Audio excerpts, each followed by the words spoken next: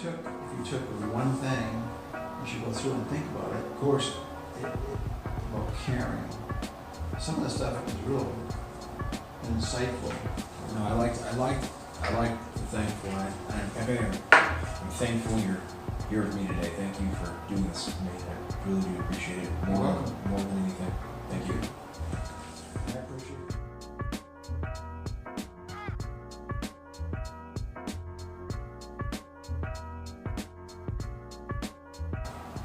Mr. Wilfred Beaupre was born into a French-Canadian family in Massachusetts in 1947.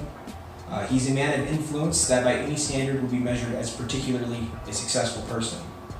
Mr. Beaupre has held several distinguished positions within the field of education, chairing the Department of Business and Computing at 2 separate colleges, as well as serving as the Dean of Business and Computing at one. A key element of his philosophy is persistence, a quality that we'll try and unpack in our short time today. In October 1886, President Cleveland dedicated a statue in New York. The statue known today as the Statue of Liberty was a gift from the French, and in my eyes at least, represents the sacrifice of the French people in the gaining of the American independence from a tyrannical British crown. Our revolution was in many ways tied to the French. My first question for you today is, what does America mean to you? What does it mean to me? It's my country. I'm happy to be here. I joined the Army in 1966, and there was drafting back then, and I joined it rather than be drafted, of course, for 3 years, and stood there until 1969, where I got out for school.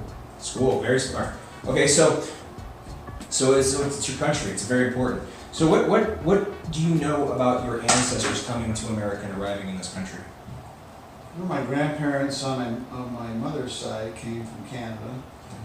Both of them came from Canada, and went to Chicopee Falls, Massachusetts, and lived there ever since. They had like 5 kids. They had a couple others, but they died. Do you know of what? Of what? Birth. Birth, okay. Yeah, being born. Wow. I guess birth, being born back in that time, in that era, wasn't really good. Of course. Like my mother, she was so tiny that they put her up in the stove, essentially. Wow. Open the door of the stove, and they put her there to keep her warm. She was kind of like an incubator baby. Okay. In a sense. Real tiny, and so they put her in there and keep her warm. So we're talking a long path of struggle. I mean, from the shores of Massachusetts to, I mean, possibly today, right? Yep. Wow. Okay, so let me ask you this: as a child, we talked a little bit about your family. What was your life like as a child? Well, I was the oldest of the 5 my mother had, and so I had to do things around the house and be responsible. Many times take care of the family, babysit, you may want to call it, or help along with the chores there. And what are we looking at as far as ages of siblings and yourself? My brother was 1.5 years after me. Okay, so it's a little pretty close, but Pretty close, but he died at age 50. what if you don't mind me asking? Pardon? What if you don't mind me asking? Why? Well, he had an aneurysm in his throat, and actually went to the hospital for it at one time, and then it broke again. He left the hospital on his own accord, rather. Did not do well on that. Wasn't his best thinking, and over time he kept smoking and drinking, and it broke, and the aneurysm exploded, and he died of blood. So tell me more about him as an individual. What was he like? What was he like? Well, he was a factory worker also. Okay. Followed my father's footsteps, working in the United States, U.S. Royal. U.S. Royal, what was that? It's a tire company. Tire company. Tire company. He worked there and made tires, and then the plant closed. And so the whole town had an issue with the plant closing, Wow. and so he ended up going to become a mailman. Oh man. Okay. Yeah. So factory closes. Same factory as your dad, and then now we're looking for other opportunities. My father would not give me, recommend me for the factory. Why's that? He told me he didn't want me to work there.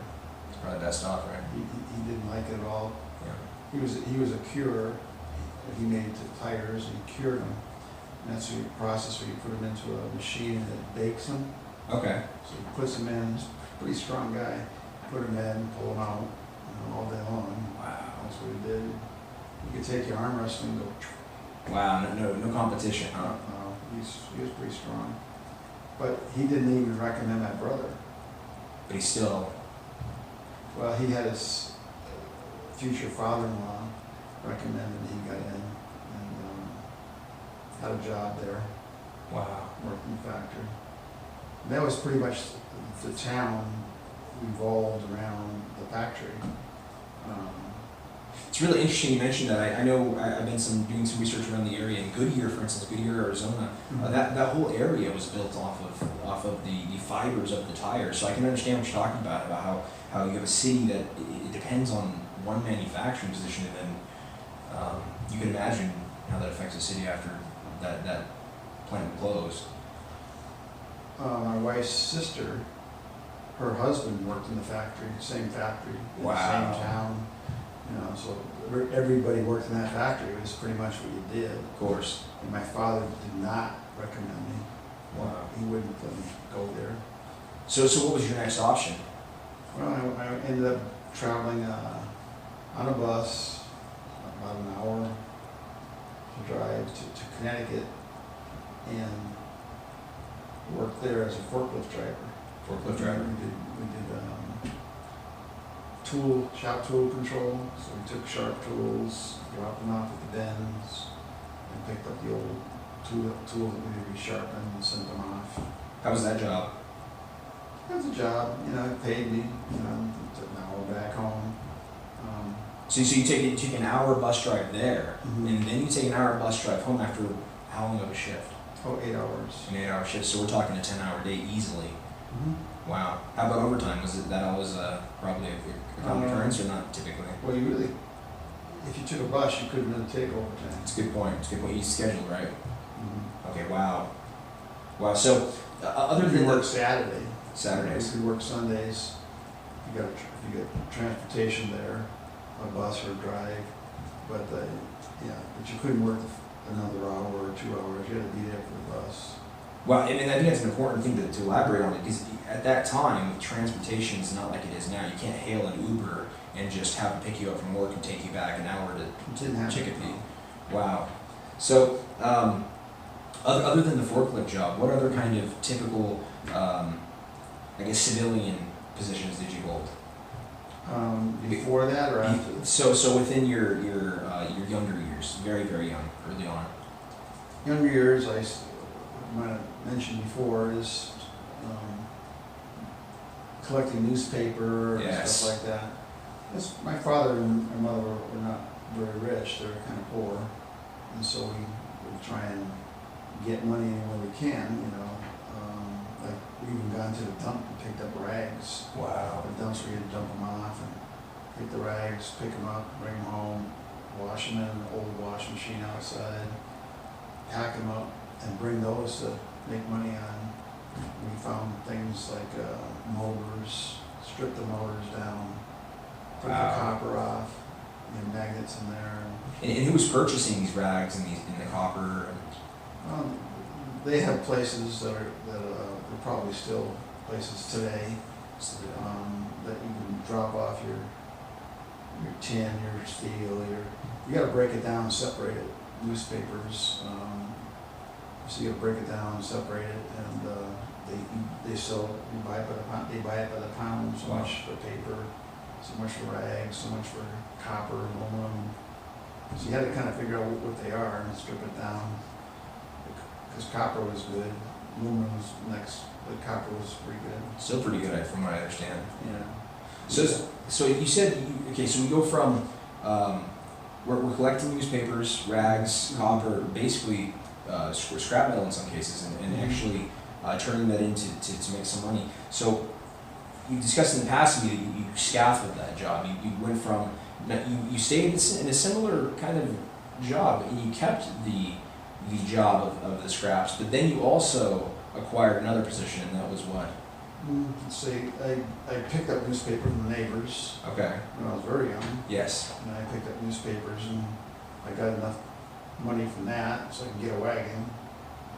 And then I went out and able to take out more newspapers and go further. Real quick, we're not talking a wagon. We're talking a pull wagon, correct? Like a red wagon? Yeah, the red wagon. It was a Okay, red wow. wagon. Wow.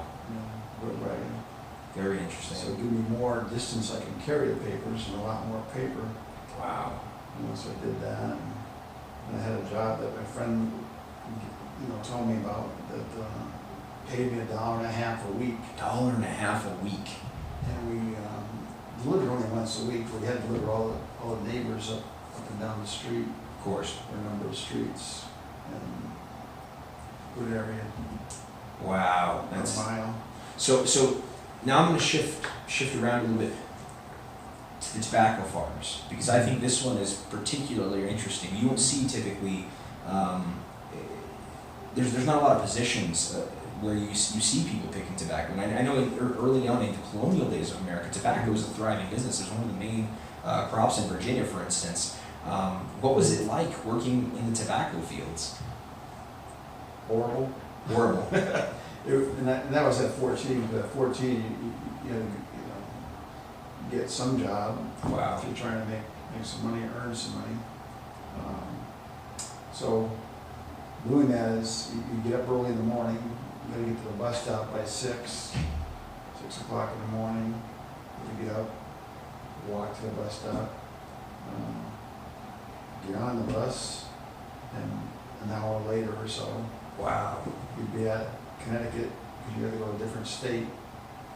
We were living in Massachusetts, Chicopee, so we had to go to Connecticut and pick tobacco there. And it was high school kids or 14-year-old kids. And so you pick tobacco, and one of the first things you do, there's different types of tobacco. This is Really? These are cigar leaves. Okay. And so we're making cigars, and so the leaves have to be done in stages. And so when you first get there, the process is you pick suckers out. You have a row about shoulder length, and you sit down on your butt and you push it forward, so you're dragging your butt in this nasty sand, Wow. usually wet or damp, because they water them and it drips. But you pick off the suckers so the rest of the plant can grow. And so that's your first stage, getting rid of the suckers, letting the plant start growing. And then as it grows, you actually take 2 fingers and you pick two leaves at a time, you put them on your lap. Wow. And you slide down the road and put your piles on the sides of the plants. And then you go get a basket and drag the basket, pick all the leaves you picked up, put them in the basket, and drag it back. And so it would be pickings. The first picking would be 2 leaves, next picking a couple leaves. As it keeps growing. And as you get along, you're finally on your knees picking tobacco, and you gotta do it kind of quick. Wow. So we're talking labor intensive, right? Well, you make a little bit more money. Yeah, you make a little bit more money if you're faster. So it's like a quota system. Oh yeah. Wow. In the beginning, you can't make the quota if you're just picking suckers off, but when you start picking, they call it good pickings. Wow. Good pickings is when you get to the stooping age, first stage, you can have to be on your knees, your butt's a little bit slow. Yeah. Knees you go faster, and then bending over faster. So it's a series of process of learning how to increase the amount of tobacco you're picking. Mm-hmm. My, that seems like quite the bar to set. How much tobacco would you say you pick a day typically? Well, I don't know, just 6 hours worth of picking. 6 hours of picking. I could assume it's, well, of course, depending on how fast you're moving, you're going to see different ones. All right, so we're going to take a break real fast. We're going to continue after this break.